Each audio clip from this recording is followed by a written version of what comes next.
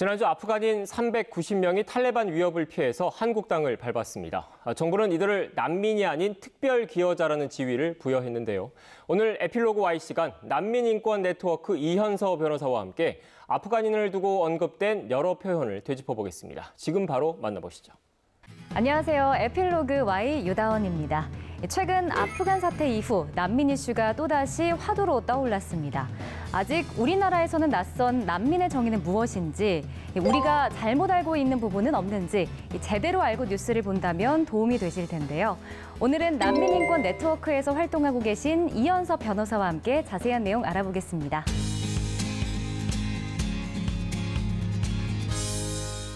네, 변호사님 안녕하세요. 안녕하세요. 네, 반갑습니다. 요즘에 뉴스에서 하루도 빠지지 않고 나오는 게 바로 아프간 사태 관련 뉴스입니다. 네. 사실 우리나라에서 난민 이슈가 논의된 지 얼마 되지 않았기 때문에 좀 생소한 부분이 많더라고요. 오늘 변호사님께 하나하나 좀 여쭤보도록 하겠습니다. 자, 먼저 변호사님께서 난민인권 네트워크에서 활동을 하고 계시다고 들었습니다. 지금 어떤 일을 하시는 건가요?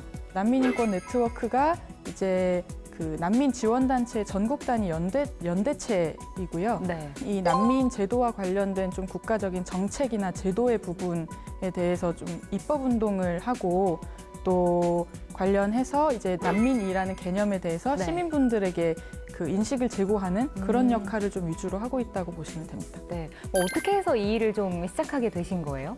제가 일단은 기본적으로 좀 공동체에서 소외된 구성원에게 조금 민감한 편이었고요. 그리고 제가 이제 어렸을 때 좀 중국어를 배우면서 화교학교를 다녔거든요. 화교가 아니지만. 직접 학교를 다니신 네, 거예요? 그래서 왜 이렇게 여기 정착해서 잘 지내시는 게 힘들까 이런 점들을 좀 느끼면서 좀 자연스럽게 사실 관심이 간 부분들이 있습니다. 자, 난민 이슈에 대해서 좀 이야기를 나눠볼게요. 먼저 난민의 기준이 뭔지부터 좀 짚어주셔야 할 것 같거든요. 네, 이제 우리나라 난민법 제2조에 네. 이제 난민이란 인종, 종교, 국적, 특정 사회 집단의 구성원인 신분, 그리고 정치적 견해 이 5가지 사유를 이유로 해서 뭐 박해를 받을 수 있다고 인정할 만한 충분한 근거가 있는 공포로 인해서 국적국의 보호를 받을 수 없거나 뭐 보호받기를 원치 않는 외국인 이런 분들을 이제 난민이라고 규정을 하고 있습니다. 근데 제가 듣기로는 난민법이 아시아 최초로 대한민국에서 좀 만들어졌다라는 얘기가 있더라고요. 맞습니다. 이게 맞는 건가요? 네, 맞습니다. 우리나라가 이제 아시아 최초로 2013년도에 난민법을 제정했습니다. 자, 난민 이슈를 다루는 기사를 저희가 보면요. 이렇게 써 있어요. 우리나라는 난민협약 가입국으로서라는 내용을 볼 수 있거든요. 자, 난민협약 가입국은 어떤 활동을 하는 건가요? 난민협약에 가입한 나라는 크게 이제 2가지 의무가 주어지는데요. 첫 번째는 난민 보호의 책무일 것이고요. 그다음에 2번째는 강제 송환 금지 의무입니다. 그러니까 우리나라의 보호를 요청해 온 분들에게 그 보호가 필요한 상황이다. 그리고 실제로 돌아갔을 때 위험에 처할 가능성이 있다고 하면 강제로 제3국으로라도 송환을 하지 않는 것이 난민협약상 의무이고요. 뭐 그 밖에 국제적으로 또 유엔 난민기구와 같은 공공기구와 이 난민 보호를 위해서 협력할 의무 이런 것들도 난민협약상의 의무라고 보실 수 있겠습니다. 네, 최근에 우리나라로 이제 아프간 입국자들이 들어왔잖아요. 근데 정부가 굉장히 강조를 했습니다. 이분들은 난민이 아니고 특별 입국자다, 뭐 특별 기여자다라고 했는데 이게 차이가 있는 건가요? 이게 사실 특별 기여자라는 단어 자체가 용어 자체가 법적인 사실 근거가 아직까지는 없는 용어인데요. 법무부 보도에 따르면 이분들에게도 특별 기여자라고 불리는 분들에게도 이제 F2 비자, 그러니까 난민 인정자분들에게 발급되는 비자, 거주 비자이거든요. 그래서 그 비자를 부여를 하겠다 이렇게 발표를 했는데요. 아마 그렇기 때문에 뭐 지금 어떠한 처우나 개념에 대한 정의가 규정된 것이 없지만 특별 기여자에 대해서 그렇지만 아마 처우는 뭐 난민 인정자 분들과 거의 비슷한 동일한 수준이라고 예상은 됩니다. 이번에 입국한 아프간인들이 난민 인정자에 준하는 이제 처우를 받게 된다고 하는데 우리나라에서 난민으로 인정되면 어떤 처우를 받게 되는 건가요? 일단 난민 인정자의 처우도 난민법에 규정이 되어 있는데요. 기본적으로 대한민국 국민과 동일한 수준의 사회보장을 받을 권리가 있습니다. 기초생활보장법에 따른 생활보장도 받을 수 있고요. 그다음에 배우자와 미성년 자녀에 대한 가족 결합권도 인정이 되고 뭐 아동의 경우에는 교육권도 보장이 되고요. 취업도 이제 크게 뭐 제한 없이 가능하고요. 근데 그러한 점들이 난민법에 이제 규정은 되어 있는데 사실 이 처우가 완벽하게 사실 이루어지고 있다고 보기는 조금 힘든 게 현실입니다. 아직 워낙 우리나라의 그 난민 인구 수가 적다 보니까요.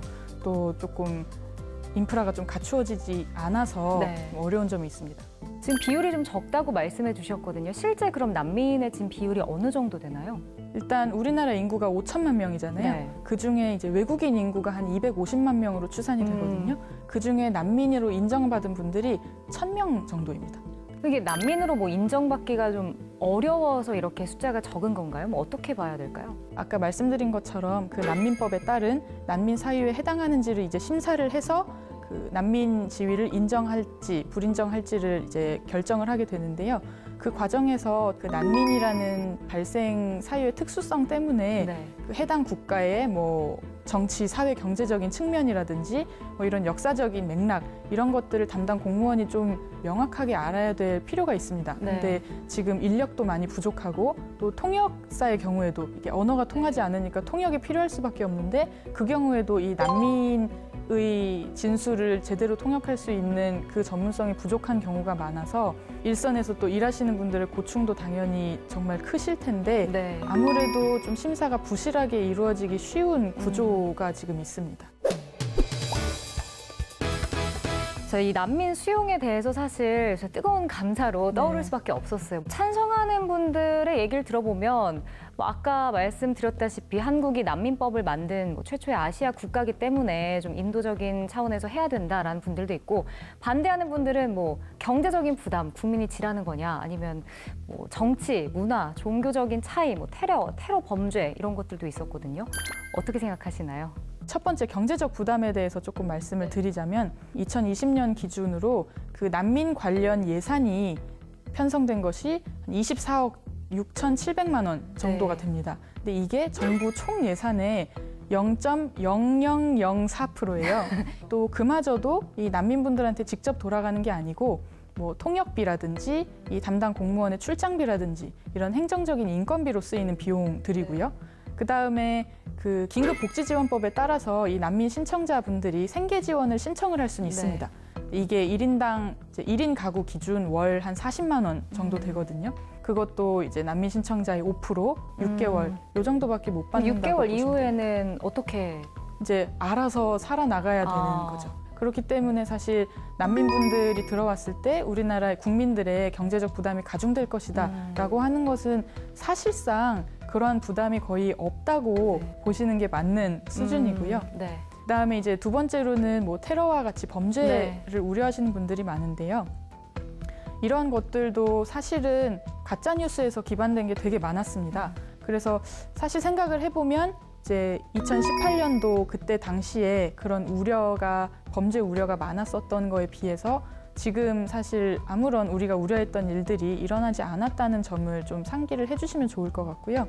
접해보지 못했고 네. 낯설고 이래서 좀 어렵고 불편한 그런 감정들이 충분히 생길 수가 있거든요. 근데 이게 세계화 시대에 각 종교나 문화적 전통을 좀 존중을 하고 또 우리나라 문화와도 같이 공존하기 위해서 이렇게 어울리는 자세를 가진다면 네, 장기적으로는 오히려 되게 풍족한 문화가 되지 않을까 이렇게 생각합니다. 자, 앞으로 우리 국민들이 그러면 난민을 바라보는 시각이 좀 어떻게 변하면 좋을지 좀 한 말씀 해주시죠. 우리나라가 이제 92년도에 난민협약에 가입했고 2013년도부터 난민법이 제정돼서 시행이 되고 있는데요. 그러한 점만 보더라도 우리나라에는 이미 난민이 들어와서 살고 있었고 우리와 함께 같이 살고 있었던 사회 구성원입니다. 우리나라도 사실 과거에 네. 전쟁을 피해서 피난을 나갔던 경험이 있는 나라이고 또 이렇게 역지사지로 생각했을 때 우리 반에 새로 전학 온 친구 아니면 우리 동네에 새로 이사를 온 이웃 이렇게 좀 생각을 해주시고 열린 마음으로 바라봐 주시면 좋을 것 같습니다. 아마 오늘 시청자분들도 난민이나 이 법에 대해서 변호사님의 설명 잘 듣고 좀 이해하지 않았을까 생각이 듭니다. 앞으로의 우리 변호사님의 활동도 저희도 기대해 보겠습니다. 오늘 함께해 주셔서 고맙습니다. 네, 고맙습니다.